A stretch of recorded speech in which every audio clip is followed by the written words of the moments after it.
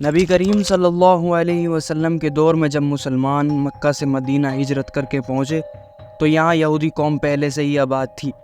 یہاں ایک یہودی عورت نے ایک پراسرار بچے کو جنم دیا جس کا نام صاف ابن سیاد رکھا گیا۔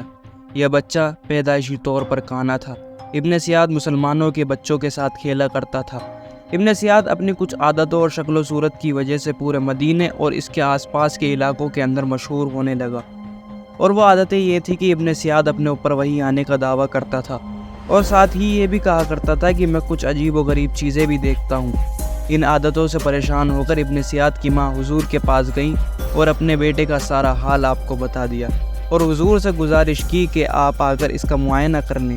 ایک دن حضور صلی اللہ علیہ وسلم حضرت عمر اور دیگر صحابہ کے ساتھ ابن سیاد کے گھر پہنچے، جہاں پر ابن سیاد مسلمانوں کے بچوں کے ساتھ کھیل رہا تھا۔ ابن سیاد جوانی کی دہلیز پر پہنچ گیا تھا۔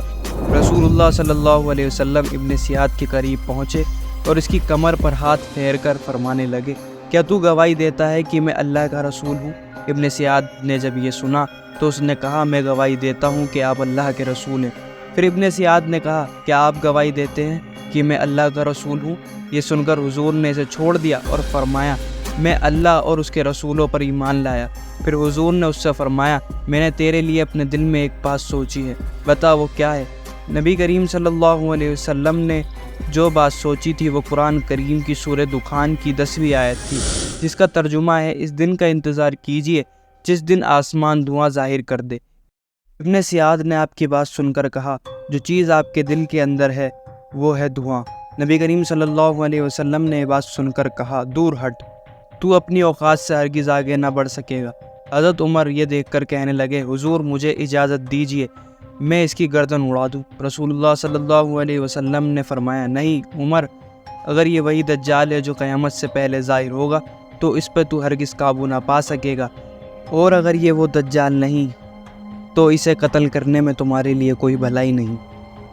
حضرت عبداللہ ابن عمر فرماتے ہیں کہ ایک دن نبی کریم صلی اللہ علیہ وسلم کھجور کے ان درختوں کے پاس تشریف لے گئے جہاں ابن سیاد موجود تھا۔ آپ یہ چاہتے تھے کہ آپ اس کی باتیں سن لیں کہ یہ کس سے باتیں کرتا ہے۔ آپ کھجور کے تنوں کے آڑ میں آگے بڑھنے لگے۔ ابن سیاد اس وقت اپنے بستر پر ایک چادر اوڑھے لیٹا تھا اور کچھ بول رہا تھا۔ تبھی ابن سیاد کی ماں آ گئی اور اس نے حضور کو دیکھ لیا، اور اس کی ماں نے آواز لگائی، اے صاف! یہ سنتے ہی ابن سیاد اچھل پڑا۔ حضور نے فرمایا، آج اگر اس کی ماں آواز نہ لگاتی تو آج اس کی حقیقت کھل جاتی۔ حضرت عمر اسے اللہ کی قسم کھا کر دجال کہتے تھے۔ اللہ کے رسول نہ تو انکار کرتے اور نہ ہی اقرار کرتے۔ ابن سیاد کہتا تھا کہ میں دجال نہیں، لیکن سب لوگ شک میں رہتے تھے۔ حضرت ابو سعید خدری رضی اللہ تعالیٰ عنہ بیان کرتے ہیں کہ ہم قافلے کی صورت میں مدینہ سے مکہ حج یا عمرے کی غرض سے نکلے۔ اس قافلے میں ابن سیاد بھی موجود تھا۔ ہم دونوں قافلے سے الگ ہو گئے۔ حضرت ابو سعید خدری کہتے ہیں، مجھے اسے دیکھ کر خوف محسوس ہو رہا تھا۔ جب ہم سواری پر سے اترے تو ابن سیاد نے کچھ بکریوں کو دیکھا اور ان کا دودھ نکال لے آیا اور مجھے دیا۔ مجھے اس کے ہاتھ کا کچھ بھی کھانا پینا پسند نہیں تھا، تو میں نے کہا، دھوپ بہت تیز ہے اور دودھ بھی گرم ہے۔ ابن سیاد یہ سمجھ گیا اور کہنے لگا، اے ابو سعید، جس طرح کی بات لوگ میرے بارے میں کرتے ہیں، میرا دل کرتا ہے کہ ایک رسی اس درخت سے باندھ کر اپنا گلا گھونٹ لوں۔ یہاں موجود کون ہے جس نے رسول اللہ سے دجال سے متعلق حدیث نہ سنی ہو؟ کیا انصار رسول اللہ کی حدیث کے سب سے بڑے جانکار نہیں؟ کیا رسول اللہ نے دجال کے بارے میں یہ نہیں فرمایا تھا کہ وہ کافر ہوگا جبکہ میں مسلمان ہوں؟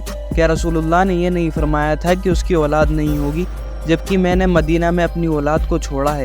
اور کیا آپ نے یہ نہیں فرمایا تھا کہ نہ وہ مدینہ میں داخل ہوگا اور نہ وہ مکہ میں، اور میں مدینہ سے آ رہا ہوں اور مکہ میں جا رہا ہوں؟